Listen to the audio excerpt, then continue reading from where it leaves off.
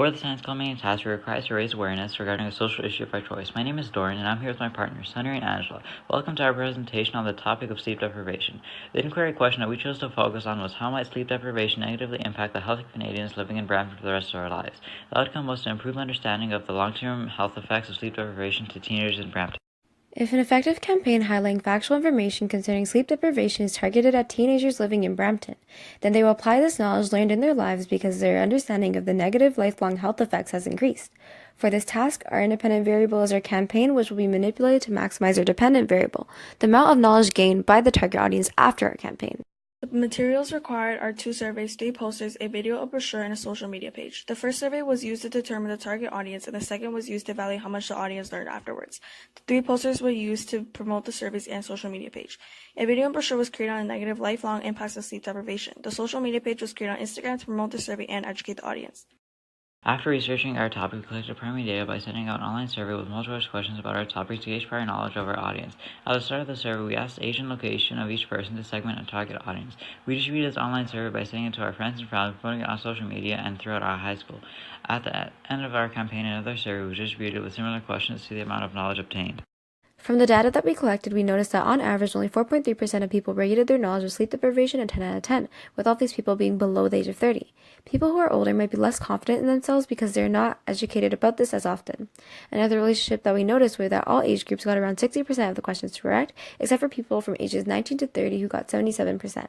We determined that our target audience will be teenagers from ages 13 to 18. We originally proposed that our target audience will be the least knowledgeable age group. However, although teenagers have the third lowest average accuracy with 65%, they are a better target audience as they have a longer life ahead of them, thus making it easier for them to apply the knowledge learned, unlike older people. Furthermore, there was higher participation among teenagers with a total of 70 respondents.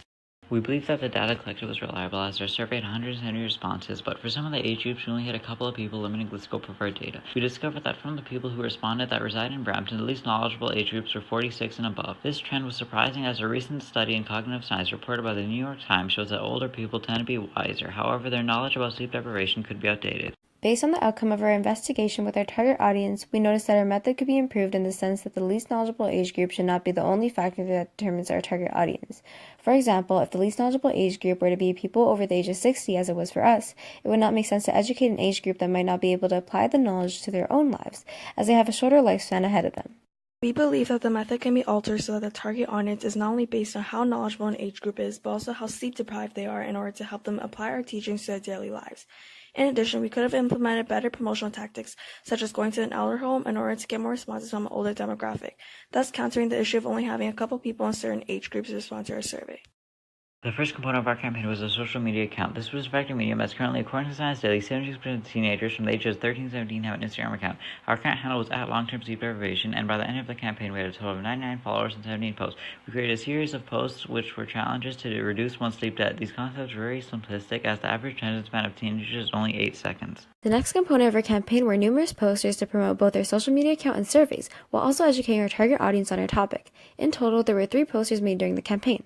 The first was to advertise our survey to determine our target audience. The last 2 were to inform our audience about our Instagram account and also the long-term health implications of sleep deprivation. These posters were posted in the science hallway. We also created a video for our campaign that focused on the common misconceptions observed from our initial survey with the specific target audience of people in Brampton ages 13 to 18. We included new facts in the video so that they could learn even more about the topic. The video was just below 3 minutes as a longer video would attract many teenagers with an average shorter attention span than a goldfish. The video campaign was advertised to friends and family and through social media. The final component of our campaign was a brochure. The brochure created explains sleep deprivation, who it affects, statistics regarding lifelong effects, and the recommended length of sleep per age group.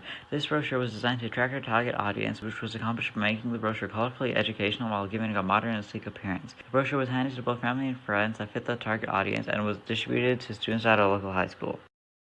In the end, we sent out a final survey to determine the success of our campaign.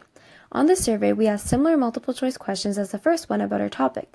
We also asked if they had rethought their sleeping habits due to this campaign as well, in order to determine if they would consider applying the new knowledge learned to their own lives. At the end, we asked them to self-evaluate their knowledge on sleep deprivation.